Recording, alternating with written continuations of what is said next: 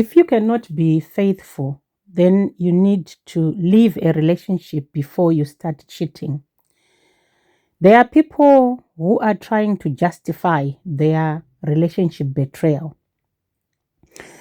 A partner is not providing you with attention, meeting your physical needs, and then you decide that it's best to cheat on your husband.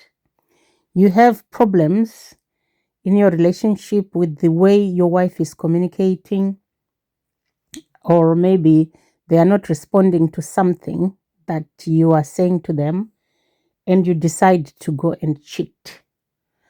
The first thing you need to think about is to leave.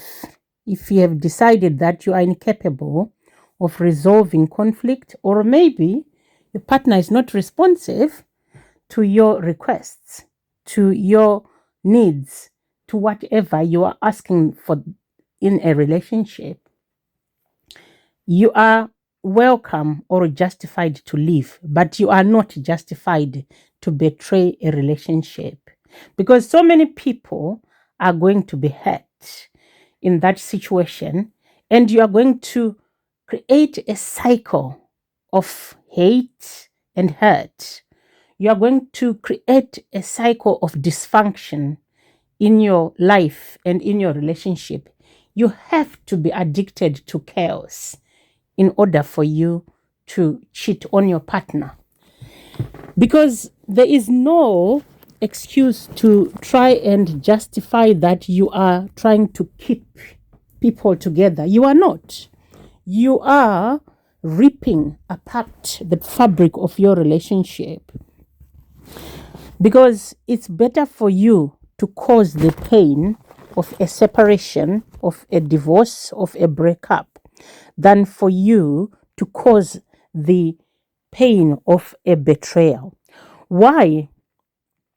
Because when you betray a partner, it stays with them forever. Whereas if you leave them, maybe they can move on and they can appreciate that you've been brave enough and courageous enough to say, this is not for me, I need to go elsewhere. And they might meet someone else. Or they can go and live their life on their own without you, rather than have you there when you are breaking their heart. It's important to think about other people, because cheating is a selfishness. It's a selfish action. It's about you and your pleasure. It's about you and your needs. And the other person is inconsequential. And it's even worse when people are cheating with someone who is in a relationship with another person, and they are probably also in a relationship. Like there was an example of a woman who said her husband was not meeting her needs, and he was not listening, he was not paying attention to her request for intimacy. She didn't even give this man a chance. She told him, yes, he is and was supposed to meet her needs. She told him, but she didn't give him a chance, because if someone hears that they're supposed to change something, don't expect them to just change something straight away. You need to give them time so that they think it through and it comes from them, because human beings have autonomy. But she didn't give him a chance, and the reason why she was talking to her husband is because a colleague at work was interested in her, and this colleague is married, and she is justifying her feelings, and that her and the colleague are going to try and meet up and give themselves a trial relationship before they can dismantle their relationships. And I'm thinking, so you are going to do a trial run for your affair when your husband and this man's wife are waiting for you two to decide that you want them or you don't want them. And that shows you how selfish people can be.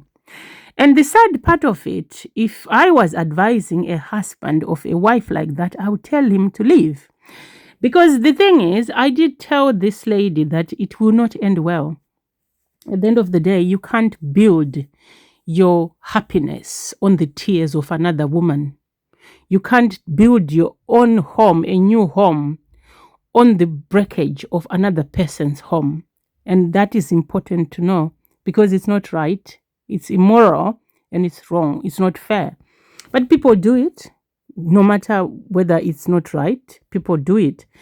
But they need to think about other people because in that context, there are two families that are being ripped apart by these two selfish people because her needs, physical needs in bed, have not been met.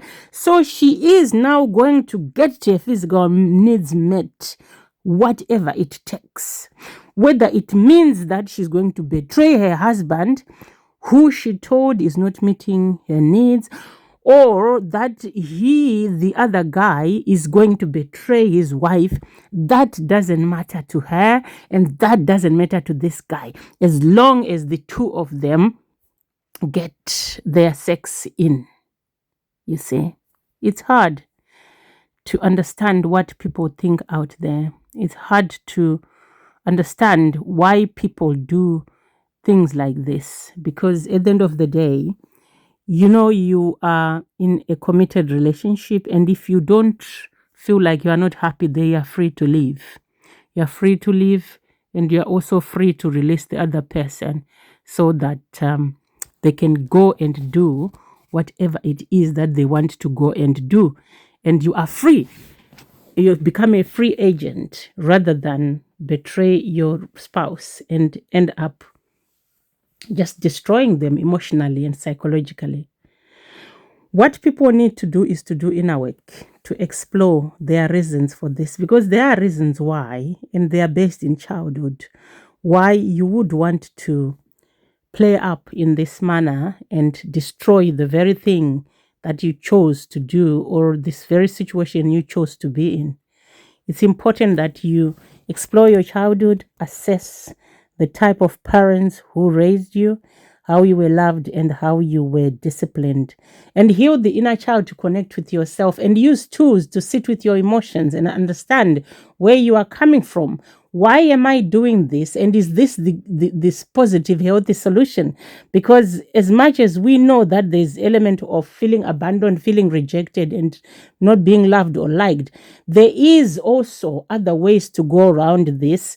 There are ways to address the situation, to give a husband time for this man to to look for support with his wife, to then explore whether there's any chance that their relationships can be recovered, and if not, they leave their relationships first with a clear conscience and they can be together, but cheating on another person is not right.